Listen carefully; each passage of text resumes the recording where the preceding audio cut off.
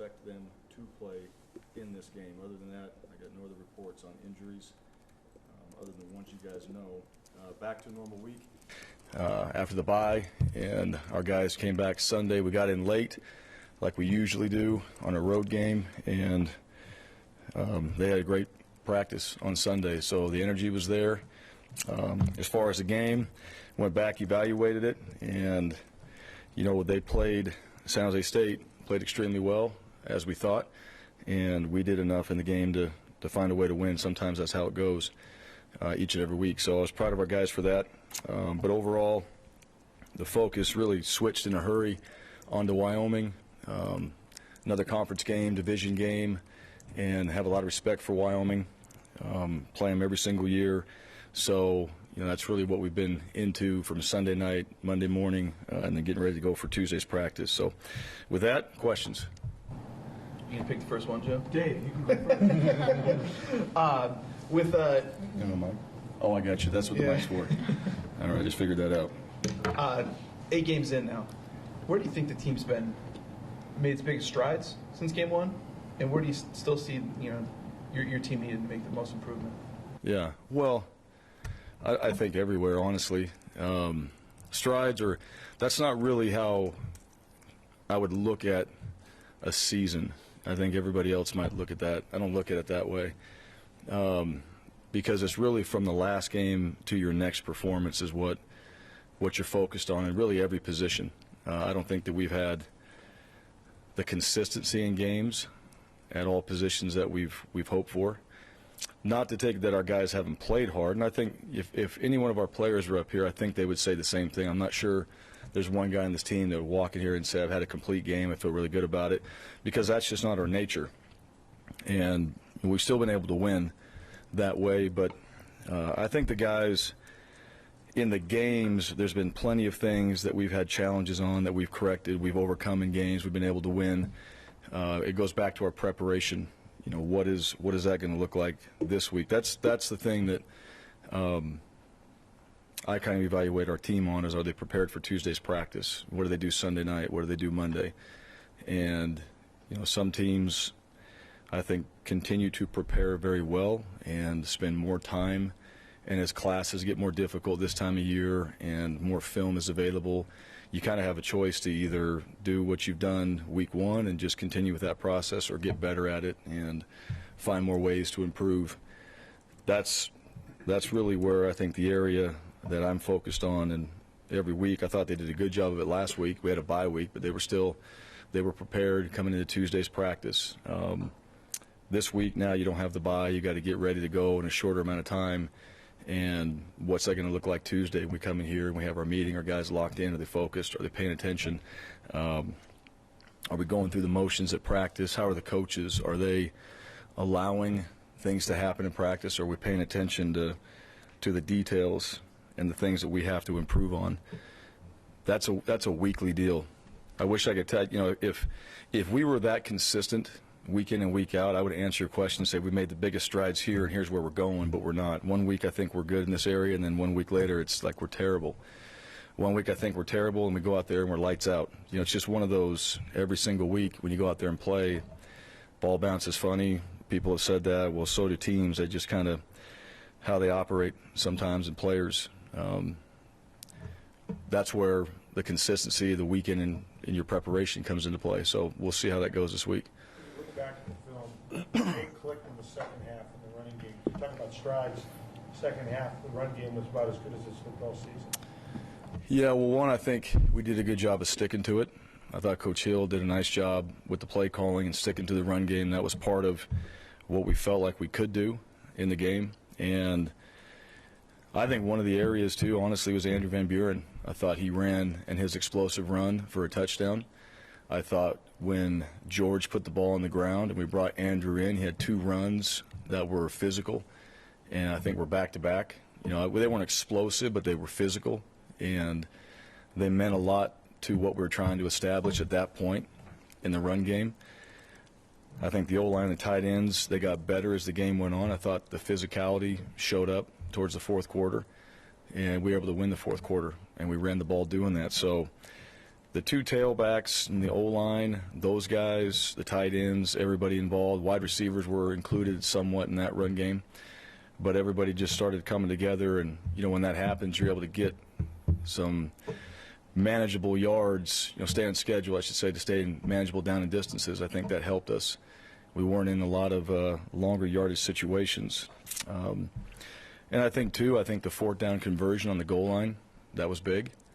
That helped us, even though it's only a yard, but you're able to punch one in when you get down there, and we've been in that situation before. We haven't done that. So just that identity as the game went on to run the football and try to be physical was important.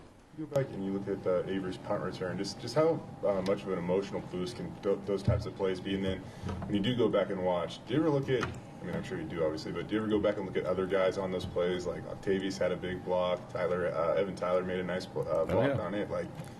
Oh yeah, we showcase that probably more than we do the returner in that situation, because those are the guys that are actually getting it done. Markel Reed had a good decision on it, and Octavius has a huge block leading. You can see that on social media. I know that video is out there, so you see him blocking in front. Evan Tyler kind of goes down early in the play but gets back into it and becomes a key block. There's one, too, I don't know if you guys saw it when you watch it. Who is it? Matt Griffin. So Matt Griffin's on the play, and they have their big old linemen are in the shield. Well, he's occupying the old lineman, so he's blocking and he's looking downfield at Avery to see probably how far away he is until he has to get off this guy, right? So he's maintaining the block and he's looking downfield, and he finishes the guy on his back. Here's an old lineman, here's a wide receiver, and he finishes the play that way. So, to me, there's a lot of things that happen on that play. Avery did a good job, obviously, getting into space and creating and working off his blocks, which he has a great feel for that. But that was huge momentum in that situation, too. And when you're able to create that on special teams, usually that's going to be a good thing for you. And it showed up, and it gave us the spark that we needed. We were back into the game, and away we went. With Hank, you see a guy in spring workouts, fall camp, whatever, but until he kind of gets into the games, there's some things you probably can't see in terms of whether it's toughness or elusiveness in the pocket, I don't know, things like that. But just to see what he's put together so far in his freshman season, how do you kind of just look at his season big picture? Well, he's shown quite a bit so far, and he's got a lot of things that he needs to continue to work on. All those things we talk about with the quarterback position, but he's been pretty steady in his progression, and he's a competitor. I think that's the one thing you see, that one run he runs for the first down, puts his shoulder down, goes in there, barrels into it.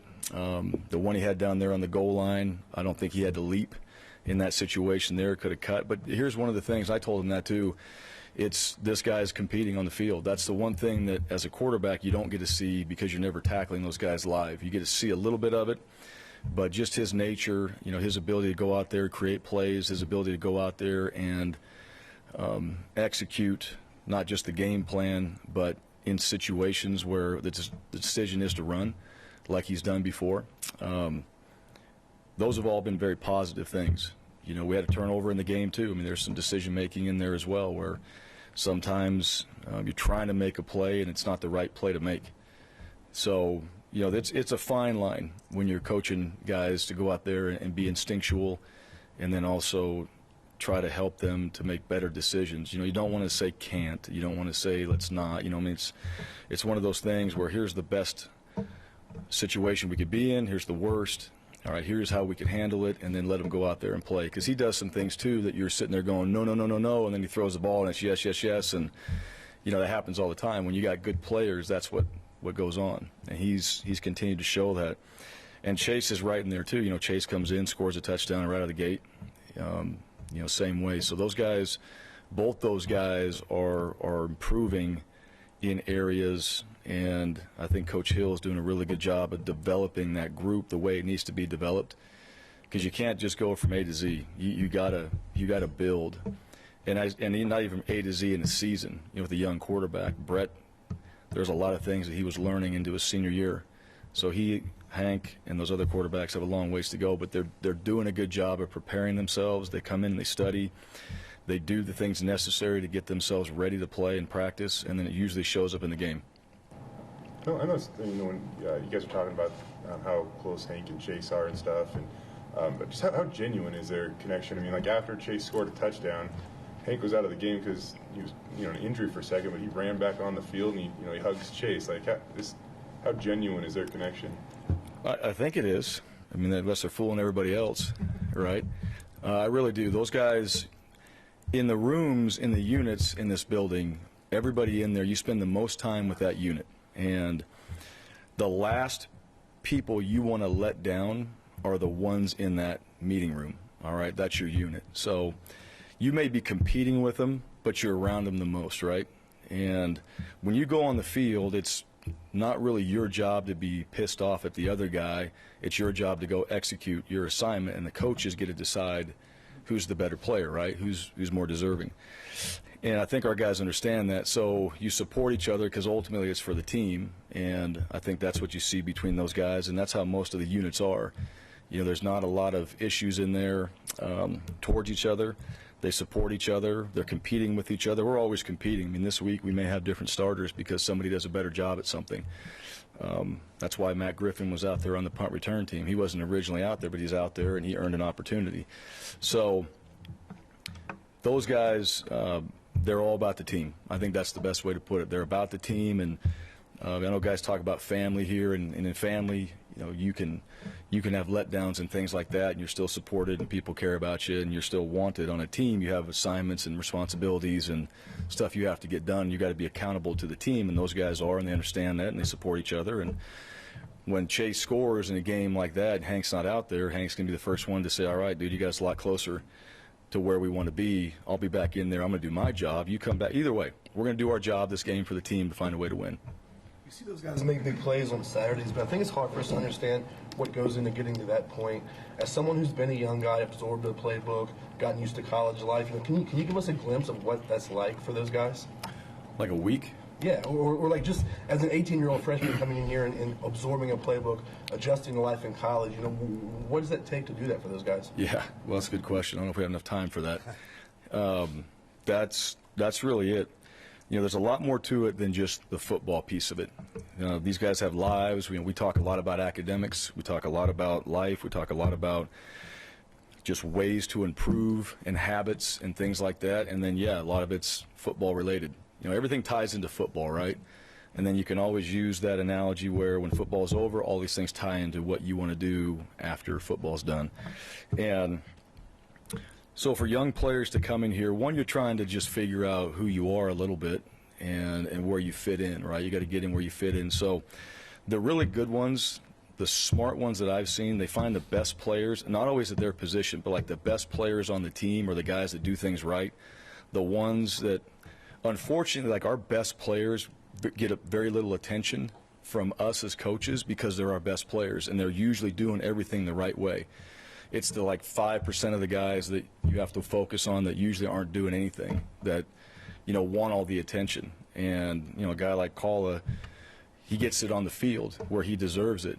But I feel bad for those guys sometimes because they don't get all that attention like some of these other dudes get. But the smart ones come in, they figure out the best players, and they latch on to them. And they just go, all right, how do you do this? How do you study? How do you operate week in and week out? How do you do it day by day? How do you get your academics, everything in order? How do you not, be like these guys over here? And then you got other guys that come in and they got a cool suit on and everything's about high school and what they did in high school and all their stats and stars and things like that. And they just hang on to that for way too long. And it just gets old. All right, wears you out after a while. And not even the coaches. The coaches usually get wore out about a day of that. And they move on. And it's like either, hey, figure it out. The players, they'll latch on a little longer, and then you start to see that group get smaller and smaller because guys are like, this is not working, I'm not playing. And then they start going with the other guys, and they start to play more, and then they get away from that group. And then you got this small little group that is kind of over in the corner there, and they're either going to figure it out or they're going to leave one way or another. And, that's what you're working with every single day. That's kind of the inner workings of college athletics. And when you got the right leadership, which I think we do, and that was the thing about this game, David Moa, John Molchon, Keikoa, and John Molchon wasn't playing in the game. Keikoa wasn't playing in the game. Normally we wouldn't take a guy that was not going to play in the game, but Keiko is the captain on this team, and if we didn't have him out there, I'm not sure the game would have went the way it did.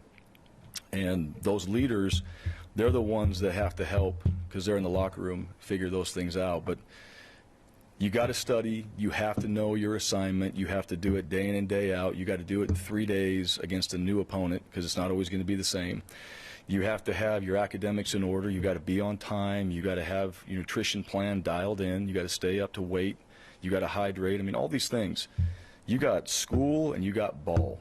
And those guys that really focus on that for the time they're here, they're usually successful. The ones that want to kind of wrap everything else and put it around or put football and school around that, they just, they're over there waving towels. They're the towel wavers, and those are important too, but that's not what we brought them here for. So it's all, and the thing about it is, the interesting thing to me is everybody that sits in this room has the same opportunity. It's all the same. You have the same opportunity, the same coaching, the same playbook, the same chances to go out there and earn a spot, and some guys do and some guys don't. And they all have the same opportunity. So to me, it's all mindset. That's what it comes down to. So if your mindset's right, we recruited the right guy, and your mindset's right, and you get out of this high school mode, and you're into college athletics, and you're just here to work and try to be the best you can be, then you usually play, and you usually have success, at least in our program, from what I found. Chris, you guys have struggled a little bit running the ball this year, but been really good with the lead in the fourth quarter running the ball. What's been the difference in those situations? What's enabled the running game to really click in those, game on the line, when you would think it would be the hardest to run the ball then? Right. You know what? We've wanted to run the ball more consistently, like you said. I think when you get into that finish part, which we talked about a lot, and we talked about this years ago, when you got to run to win in those situations, I think we do a really good job, and our backs and O-line and everybody just, for lack of a better term, kind of figures it out at that point in the game, right? This is what is on the line. This is what we have to do. And it's not easy to run the ball in those situations. It's not easy to run the ball when they know you're going to run the ball. And I think our guys have just showed, some physicality at that time of the game. I think they've shown that this is a way for us to finish the game the way we want to, by having the ball in our hands and not giving them another opportunity, especially in those close games. And a lot like the last game there, too. I mean, we're kind of down, and we ran a power play. They're all packed in there, and it's like, all right, John Hightower, you're up. And Hightower doesn't seem like the answer on, a 4-minute offense, right, to give it to a wide receiver, but he was absolutely that, and he was one, ankle tackle away from breaking it. And so give it to him. But they all understand that. That's the thing. John very much understood his role in that situation. Like, I got to get this first down. I've got to get us in a position to stay in bounds and also get it. So to me, that's an emphasis we put on the football team for quite some time. So all these guys have heard that. We work on it every single week. And, you're right. It doesn't go how you want it to. I wish we had 200 yards by halftime, and we're running the heck out of the ball. But sometimes as the game goes on, you're chipping away. I don't know, we had 53 yards at half or something like that of rushing, and then all of a sudden, boom, we were able to explode a little bit in the run game, and your backs get into it, the O-line gets into it, and I felt like in this game too, man, our O-line, they're over there bobbing their head, keep calling it, and that's what they wanted to do, and it showed up. When you look at Wyoming, they're giving up just 2.8 yards a carry on the ground, under 100 a game. So what makes them special against defending the run? Well, one, they've always been that way. I think it's schematics. I think it's their players. I think it's the mentality of their defense. That's a huge challenge. That's not what we want. We don't want 2.6 yards per carry. That's not our goal. And we're certainly going to do everything we can to not let that happen. But that's been something that they've done for quite some time now, too. And I think the guys that they've recruited, the style that they play, that's probably the reason why. That's one of the huge things. Their offense now, they run the ball too. So you kind of think about the identity of the team. They run it, and they're good at stopping the run. We'd like to be the same way.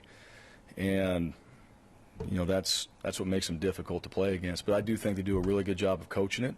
I think their players do a good job of playing the run game with their techniques. And so, as we study those guys, and I told our players this too, that's what they're good at. So you got to find a way. It's not like we can't go out there and run the ball. we got to be able to run the ball. And so, how are we going to go defeat that? What are we going to do this week? Your net in the first half was 17 yards in that game, by the way. Oh, did I add more to it? You added more Yeah, to it. I had a lot more to it. You better in the second half. All right. But Yeah, better in obviously, the second half. obviously with that too, we've asked you so much about George, but I know we've asked you so early on about Hank being a true freshman and handling that responsibility. But him going in, his first start, Right. 4 touchdowns, and you kind of alluded to it before, but it seems like he's got something different about him being able to do that as a true freshman. Talking about George? Yeah, George does. George is the thing about George. One he does. I think George came in here and physically was more ready to play, and also I think mentally. That's probably the one thing we underestimated a little bit too. I mean, he came from a really good high school and was ready to play, but George is a guy like yesterday. We go out there and we run the older guys, and the younger guys are doing some developmental things. The guys that didn't play, and some guys will cruise through the run. They're a little bit banged up. They're kind of just getting their bodies back into it for the week, and then you got a guy like George, and it is, he's full speed, touch the line, run back. The guy's got one speed. It's full. It's really what it is. So I mean, to me, that's what you want in your tailback, and I don't know. I haven't, to be honest with you, I've been around him as long as you guys have, and I see what he's doing, and he's just one of those guys, man. He loves football. He's a high character kid. He takes care. I talked to him today. Academically, he's doing really well, and he works extremely hard at his craft. He's a winner. Come from a really good program, so usually those things add up. And when you got a guy at that position who's good and he loves football and he's the hardest worker, I mean, imagine that. You got talent, love, and hardest worker. Put all those things together, it usually shows up. And he's just, he's a young guy. So he's doing some really good things right now. We're excited about, his future, basically. Tomorrow's the first release of the college football playoff rankings. In terms of the group of 5, you intrigued at all to see where they think you guys stack up yet? Or? Sure. Yeah, I'll pay attention to it. Yeah, I always do. I mean, the first time it comes out, I didn't know it was tomorrow, but, just because everybody pays attention to it, what they're going to put in the top 4 and where the rest fall into place. My only thing on that when it comes out, and I think I've talked about this before, I mean, it's a little disappointing because you have a lot of really good teams. Like you have 5 through 10 that are really good teams, and no one talks about those guys. They get thrown out there, and usually it's just the top 4, right? And the conversation, for the most part, just becomes about the top 4 from this point forward. And, so if you're not in the top 4, you're not getting mentioned a whole lot, because once the college football playoffs come out, it's just those guys and who's jockeying for those positions, and whatever happens, somebody loses, oh my goodness, now you're waiting for the next one to come out. Did it come out every week? Every Tuesday after that, yeah. So, yeah, I mean, as a football fan, I pay attention to that stuff and how it all works, but I don't know if I really like the model, how much attention it gets, the way it's set up right now, but it is what it is. I don't know if you meant more like with the group of 5 teams, though, to see where you guys stack up in terms Yeah, of we'll obviously, we'll see how that whole thing lays out. But again, like right now, and I think every coach would say this, that's even like the early preseason rankings, right? I mean, think about the teams that were ranked and the teams that aren't ranked. I mean, there's probably a lot. I don't know what they are, but you had a bunch that were ranked that aren't anymore, and ones that are now that weren't. So what does that matter at this point? I think there's a lot more football left to be played. There's going to be some crazy things that happen. Everyone's going to move around, and, I don't know. LSU, are they number 1? Is that where they're at right now? LSU's number 1? Did they jump Alabama? In the AP one? Yeah, that's crazy. I mean, I think about that. LSU, they've done a heck of a job, from where they were. So, at the end of it, yeah, I mean, we'll see what happens there. Boise State gets everybody's best shot. It happened at San Jose State. It's going to happen against Wyoming. Is it difficult to impress that upon the team week after week after week? Well, I'm glad you said it. Yeah, that's exactly it. I mean, this is our Super Bowl coming up, and if our guys don't think about it like that, then that's the problem. When you don't think about every single week as your Super Bowl, then as a player, and I don't care who you're playing, then I think you have a problem as a team. And yes, we're going to get everybody's best, but to me, The one thing I don't like about that is, why aren't we? Why wouldn't we give everybody our best? Why don't we get up for every single game when we go out there and play? To me, that's crazy, that mentality, and a lot of it, these guys pay attention. They're on social media. They pay attention to, what's being said out there and things like that, which is absolutely wrong for them to be doing that, because just like San Jose State, I mean, I don't know how many of you guys watched all the games on San Jose State last week. Probably none of you did. All right, I did. How many of you guys know about their players the way that we did? Probably none of you did.